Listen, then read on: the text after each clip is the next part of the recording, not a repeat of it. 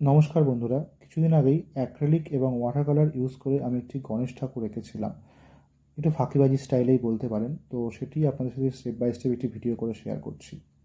আসলে আগামী 15ই এপ্রিল 2025 কৃষ্ণনগর অধরচন্দ্র দাস মিষ্টান্ন ভাণ্ডার ও ক্রোমাটা আর্ট গ্রুপের যৌথ উদ্যোগে খোলা আকাশের নিচে একটি চিত্র প্রদর্শনীর আয়োজন করা হয়েছে কৃষ্ণনগর সিএমএস স্কুল সংলগ্ন যে আই লাভ কৃষ্ণনগর লেখাটি রয়েছে তার ঠিক পাশেই।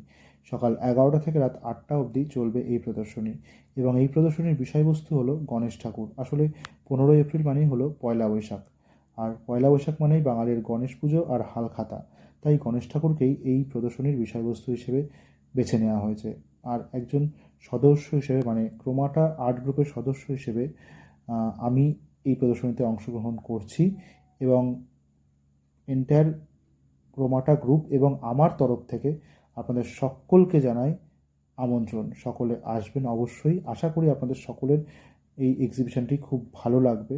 এটি খুব ইউনিক একটি উদ্যোগ নেওয়া হয়েছে ক্রোমাটা গ্রুপ এবং অধরচন্দ্র দাস মিষ্টান্ন ভাণ্ডারের তরফ থেকে। তো আশা করি আপনাদের সকলের ভালো লাগবে। অবশ্যই আসবেন কিন্তু।